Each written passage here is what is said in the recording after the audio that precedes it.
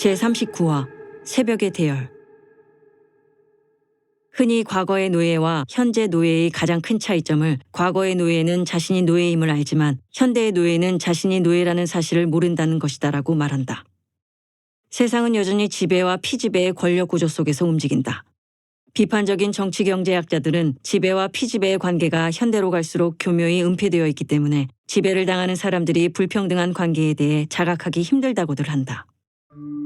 하필은 마트를 보면서 한때 이곳에 쇼핑객이 넘쳐났던 순간들을 회상해 보았다. 하필은 마트에 자주 다니지 않았다. 다만 대량으로 뭔가를 구입해야 할 때는 어쩔 수 없이 마트를 찾았다. 그때마다 하필은 마트가 거대한 배급소 같았다. 현대판 노예들을 위한 배급소. 충전된 카드와 상품권을 가지고 필요한 물건을 배급받는 곳. 왜 대형마트가 없던 시절에는 그런 느낌을 받을 수 없었지? 하필은 문득 대형마트가 들어오기 전에는 어땠는지가 잘 떠오르지 않았다. 다만 그전에는 그런 생각을 해본 적이 없다는 것만은 확실했다. 시장은 흥정이란 것을 하기도 하고 어지간해서는 긴 줄을 설 일이 없기 때문에 그런 것 같기도 하다. 맞다. 어쩌면 하필에게 마트가 배급소 같아 보였던 가장 큰 이유는 아마 긴 줄 때문일 수도 있었다.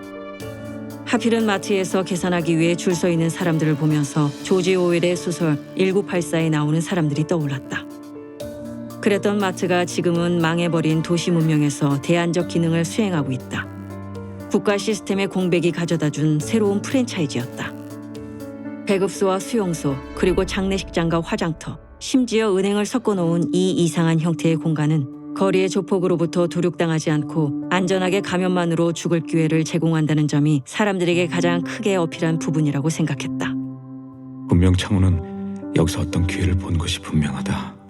하필은 그런저런 생각을 하면서 하필에게 할당된 방으로 석희를 데려갔다. 여기는 가족이 아닌 경우에는 대부분 남녀가 따로 방을 썼고 대부분 구역도 분리되어 있었다. 그 점도 1984와 아주 유사했다. 심지어 곳곳에 설치된 CCTV와 마이크는 감염 사실을 알리거나 위급한 상황에서 사용하라고 했다.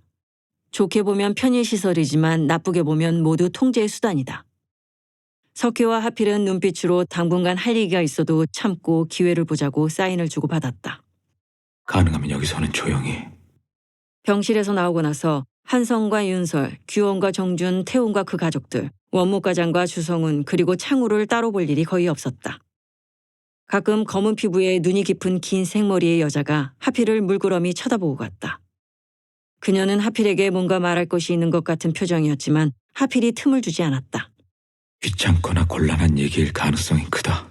하필은 교주가 자기를 마치 이곳에서 중요한 일을 맡길 것처럼 하다가 아무 연락도 없는 것에 대해서 다음과 같이 결론을 내렸다. 교주가 단수가 아주 높다. 물론 교주가 귀찮게 하지 않는 게 하필로서는 좋았다. 그뿐만 아니라 이곳은 2주 안에 떠나야 한다. 하필의 떠돌이복음 제1장 1절. 하필은 집회가 끝나는 새벽 4시쯤 일어나 과연 이곳이 2주간이라도 머물 수 있는 곳인지를 알아보기로 했다. 부산에 밀어닥친 바이러스의 재앙은 훨씬 강력했다. 감염과 사망이라는 기본적인 재앙도 있었지만 취약한 시스템에서 오는 혼란이 더 컸다. 전기, 물, 하수처리, 난방 같은 시스템이 서울과 경기도에 비해 턱없이 허술했다. 서울은 아직도 군데군데 전기가 끊기지 않는 곳이 있었다. 자동화 시스템을 통해 송전을 멈추지 않게 하는 것이다.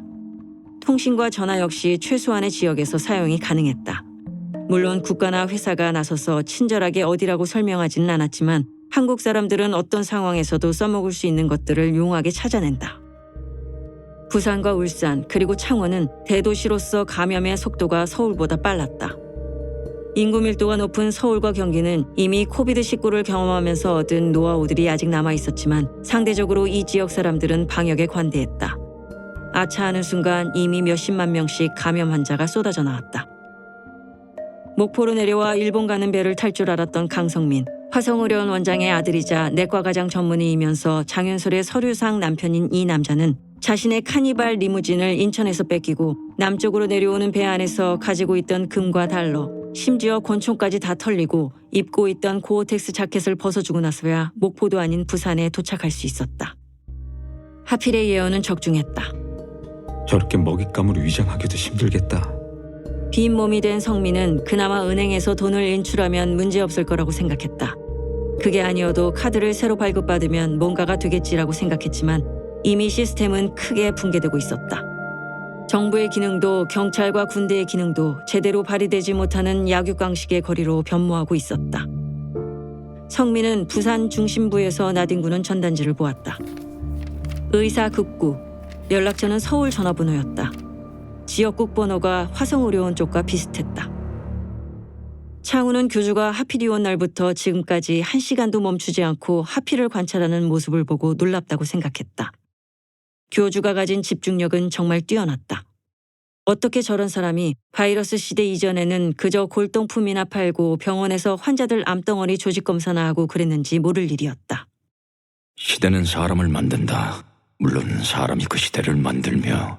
창우가 보기에 교주의 예상과 달리 하필에게 뭔가 다른 면이 보이기 때문에 그럴 수도 있다는 생각이 들었다.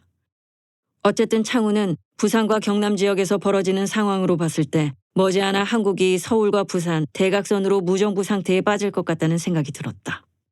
무정부 상태는 기존 질서를 대신할 새로운 세력이 나타나면 빠르게 그 질서에 동화된다. 창우는 교주의 관점에서 하필과 마트교를 바라보기로 했다. 서울과 경기도에 있는 대부분의 대형마트들은 그냥 무방비 상태로 약탈의 대상이 됐다. 그리고 물건이 빠진 그 공간은 무질서한 소굴의 형태로 점점 추워지는 날씨에 맞춰 죽기 직전에 사람들이 방치되는 곳으로 전락했다.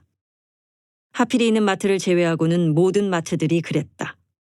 교주와 함께 이곳에 터전을 닦은 초창기 멤버들 중에서는 제2의 마트교 창립의 필요성을 느끼는 사람들이 여럿 있었다.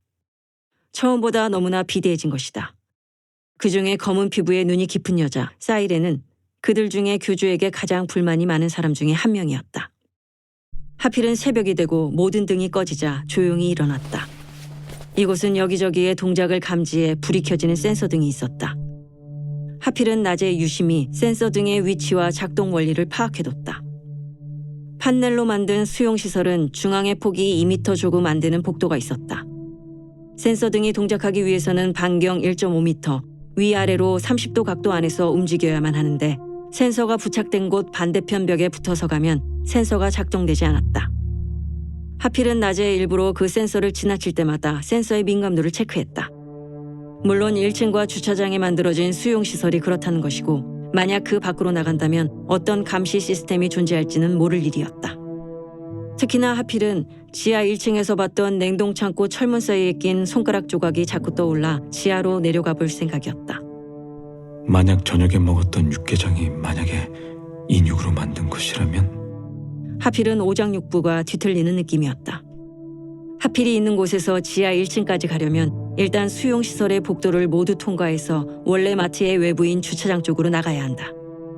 그 중간은 수용시설이 들어가기 힘든 비어있는 공간들이 있는데 그곳에는 비상등이 켜져 있었다. 그리고 그곳에는 CCTV가 양쪽 끝에 설치되어 있었다. 아마도 그 CCTV는 마트가 이렇게 변하기 전부터 그렇게 붙어있던 것 같았다. 하필은 조용히 저 너머에 갈 수 있는 방법을 생각하며 어둠 속에 몸을 숨기고 있었다. 그때 한 무리의 사람들이 걸어오는 소리가 들렸다. 하필은 최대한 벽에 몸을 붙이고 숨소리를 작게 했다. 10여 명의 남자들이 일렬로 걸어오고 있었다. 아마 지하 1층으로 갈 것이고 비밀 작업을 하기 위해 가는 사람들일 것이다. 하필은 가장 불길한 가정을 하면서 사람들을 살폈다. 대열에 태운이 끼어 있었다. 하필은 태운이 끼어 있는 것이 왠지 하필의 불길한 가정을 더 확실하게 현실로 이끈다고 생각했다. 또한 하필은 그때 CCTV가 움직이는 것을 보았다. CCTV는 동작에 반응했다. 대열이 나타나자 대열의 앞쪽을 비추더니 대열을 따라 오른쪽으로 움직였다. 하필은 순간 CCTV의 화각을 계산해 보았다. 그리고 마치 대열에서 뒤처진 마지막 한 사람처럼 대열의 맨 뒤에 붙어 대열을 따라갔다. 예상대로 그 대열은 지하 1층으로 향했다. 다들 비닐막 안으로 들어갔다. 하필은 결정해야 했다. 여기서 정말 끝을 확인할 것인지 아니면 다른 부분을 먼저 볼 것인지. 그때 하필의 시야에 아는 얼굴이 나타났다.